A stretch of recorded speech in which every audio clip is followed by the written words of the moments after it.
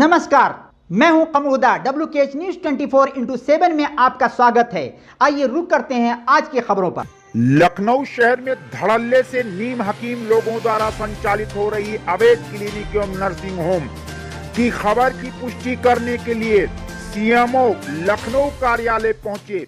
WKH news 24 के संपादक CMO doctor Manoj Agarwal ने संपादक को हालात से अवगत कराया और कोविड-19 व वैक्सीनेशन पर श्री अग्रवाल ने सवाल का जवाब देते हुए कहा कि माननीय मुख्यमंत्री श्री आदित्यनाथ योगी के कड़ी मेहनत से इस भयंकर बीमारी से प्रदेशवासियों की जान बचाई गई है एवं प्रदेशवासियों को वैक्सीनेशन का अभियान चलाकर आने वाली तीसरी लहर से लड़ने के लिए मजबूत किया गया है।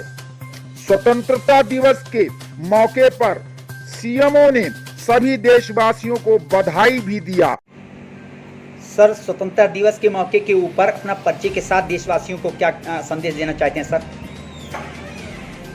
मैं डॉक्टर मनोज अग्रवाल, मुख्य चिकित्सा अधिकारी लखनऊ, अपने देश और प्रदेशवासियों से सिर्फ एक निवेदन, एक विनती करना चाहता हूँ।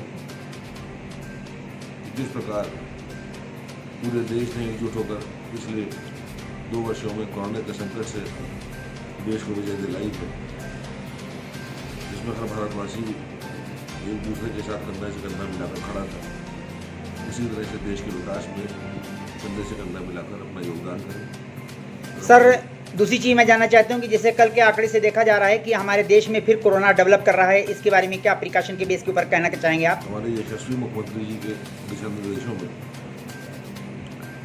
उत्तर प्रदेश में कोरोना इस समय नियंत्रण में है और इस विषय में हमें समय समय पर माननीय मुख्यमंत्री जी के निर्देश प्राप्त होते रहते हैं। वैक्सीनेशन के बारे में सर क्या कहना है, क्योंकि हमारा पूरा देश एक हर्षोल्लास के साथ में वैक्सीनेशन करवा रहा है, उसके बारे में देशवासियों के लिए क्या कहना चाहते हैं, लखनऊ वासियों के लिए सर? वैक्सीनेशन को एक राष्ट्रीय पर्व की तरह लेना चाहिए। उत्तर प्रदेश लगातार वैक्सीनेशन में उन्नति कर रहा है।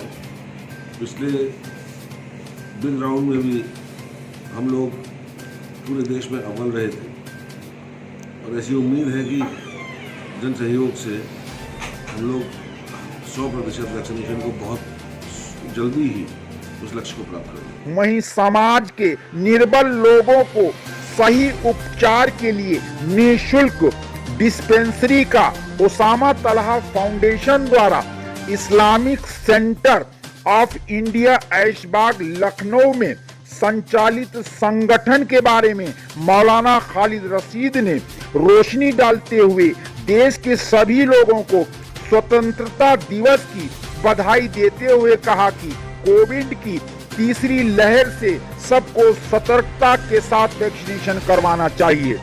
मुहर्रम के मौके के ऊपर बात करते हुए मौलाना खालिद रशीद ने कहा कि सभी को सौहार्द के साथ में मिलकर के मुहर्रम के महीने को एकता के और सच्चाई की राह से इबरत लेना चाहिए। WKH न्यूज 24 के लिए फरीद सिद्दीकी की रिपोर्ट लखनऊ से। हजरत, अपना तारुफ के साथ ये बताइएगा कि अभी कुछ दिन के बाद में हमारे आज़ादी के 75वें स्वतंत्रता दिवस के मौके के ऊपर हमारा पूरा देश जश्न आज़ादी मनाएगा। तो चूँकि आप एक उल्मा हैं और एक रहबरी करते हैं कौम के, उसके लिए उसकी वजह से आप कौम को क्या अपनी जानिब से कहना चाहते हैं? मैं खालिद रशीद फिरंगी महली तमाम अहले वतन को 15 अगस्त के मुबारक मौके पर दिली मुबारकबाद पेश करता हूँ और उसी के साथ साथ अपने नौजवानों से खुसूसन ये अपील करता हूँ कि तमाम नौजवानों को चाहिए कि मुल्क की आज़ादी की जो सही, मुस्तनद और ऑथेंटिक तारीख़ है उसको पढ़ें, उसको समझें और ये जानें कि हमारे बुज़ुर्गों ने इस मुल्क की आज़ादी के लिए क्या कुछ कुर्बानियाँ पेश की हैं और हमारे बुज़ुर्गों ने अपनी जानें तक इस मुल्क की कुर्बानी के लिए निछावर कर दी हैं। लिहाजा हमारा ये मजहबी फरीज़ा भी है, कौमी और मिली फरीज़ा भी है कि हम इस बात को यकीनी बनाएं, इस बात को इंश्योर करें कि अपने मुल्क की आज़ादी की हिफाजत हर कीमत पर हमें और आप सबको मिलकर करनी है। खाली ये कहना कि किसी एक फ़िरक़े या किसी एक हुकूमत की ज़िम्मेदारी है, ये बिल्कुल भी मुनासिब नहीं है, बल्कि हर शहरी, हर हिंदुस्तानी की ये जिम्मेदारी है कि इस बात को इंश्योर करें कि हमारे मुल्क की आज़ादी पर कभी भी कोई भी सवालिया निशान न लग पाए। और उसके लिए लाजमी ज़रूरी है कि हम एक दूसरे से ताल्लुक़ात कायम करें, एक दूसरे से प्यार और मोहब्बत से पेश आएँ और कम्युनल हारमनी और फ़िरक़ेवाराना हमआहंगी को हर कीमत पर यकीनी बनाएं। मुहर्रम के बारे में क्या कहना है हज़रत आपको? मुहर्रम एक मुक़द्दस महीना है।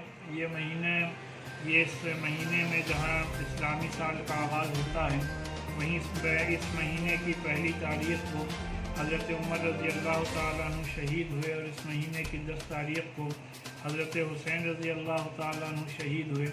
तो लिहाजा इस मुबारक महीने के ज़रिए से अल्लाह तबारक व तआला हमें शहादत का पैगाम दे रहा है और तमाम मुसलमानों के इनमें बात होनी चाहिए कि शहादत का तज़किरा अल्लाह ने ज़ाहिर सी बात है अपने मुक़द्दस किताब कुरान करीम में फरमाया है और ये इरशाद फरमाया है कि जो लोग भी अल्लाह की राह में शहीद हों उनको मुर्दा न कहो बल्कि वो ज़िंदा हैं, लेकिन तुमको इस बात का शऊर नहीं।